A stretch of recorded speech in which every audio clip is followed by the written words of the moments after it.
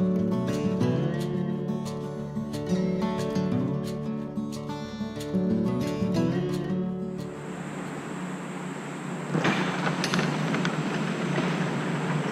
guys, welcome to day number 16 of the Lincoln Rehab. So, we've been working in the garage prepping the floor so that we get the epoxy down, and we're trying really hard to get it to dry. We're in the middle of a heat wave here, and our temperatures and humidity have just been ridiculous. We've got fans going in here, as many as we possibly can, and we're doing the plastic sheet test here. So the way that this works is you put a plastic sheet down and then you check it in the morning in this case, and we're going to see if there's any moisture that's condensed underneath the sheet. And if there's any moisture whatsoever, we can't put the epoxy down because the epoxy is just not going to stick.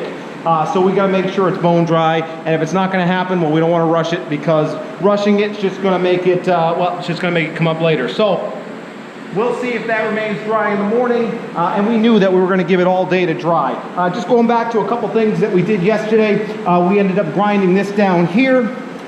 We ended up filling all of our pock marks out here, and then those got ground down today. And if you've never ground down concrete, it requires a little bit of safety equipment, goggles, mask, ear protection, and above all else, you have to run it with water. So it's not something for the weak of heart. I definitely suggest talking to your friends at the local hardware store, just so that you do it right and you don't get hurt. So that's all set, that's all done. Now if this remains dry overnight, then tomorrow we're going to put the polyacrylic on.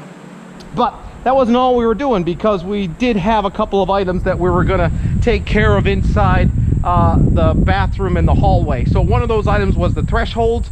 We gave the homeowners a couple different colors to choose from, just seeing what would match best with the tile and the floor and which one they wanted to go with. And so they chose what's called a gun stock, and it's actually a very close match to the floor itself. So we've got all these stained up and filled and nailed down with a little bit of adhesive behind them to make sure they don't get kicked out of the way. And we've got that one there. We've got this one into the living room, this one into the hallway, and then this one into the bathroom. So that really completes it, and it makes the whole finished product just look that much better. It frames it in. Now in the bathroom, well, the bathroom was coming out wonderful. We did have a couple of little punch items that we're going to put on here, and one of them was a towel rack, a face cloth, toilet roll holder. We put a blind in here. Of course, that's kind of important to do in a bathroom. And then, you know, the one thing I wanted to mention, particularly with these fixtures that you put on the wall, you know, they give you the weakest, chintziest little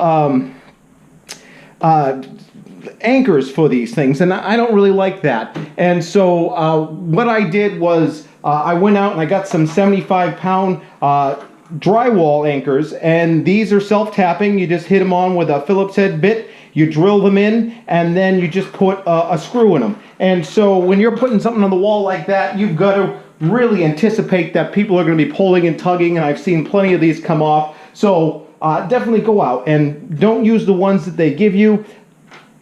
Go out and get ones that are a little bit stronger. Oh, we had talked about the colors, of course, and so we did. We provided them 3 colors for them to pick from, and they ended up going with the gunstock one here, as opposed to the age, as opposed to the Spanish oak or the honey. So, you know, it's always good to have choices, because then you can really kind of determine what you want to do. The other little thing that came up that was a little unexpected is when we put the threshold in here in the bathroom, well, the door, which was cut to the floor, had to get lifted up again. So we had to cut the bottom of the door, and that's a bit of a harrowing task when you're cutting a bottom of a door, particularly when it's finished and it's painted.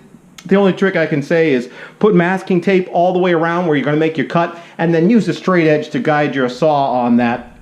And that's going to give you a lot more confidence when you're making that cut. So, but it closes, everything fits. We're really happy with the way that this turned out. The homeowners are very excited about it, and we couldn't be happier to kind of turn it over to them. So that was the end of our punch list in here. We checked off all our items we had to check off, And yeah, that worked out great because we're waiting for the garage to dry. So now the garage is going to dry, and tomorrow we're going to lay down that epoxy. And so yeah, check back then, particularly if you're interested in putting an epoxy coating on your floor. Remember, it's all about the prep, and do it right the first time. That way you're not doing it and redoing it time and time again. All right, thanks for checking in on day number 16, as I said. We'll see you tomorrow.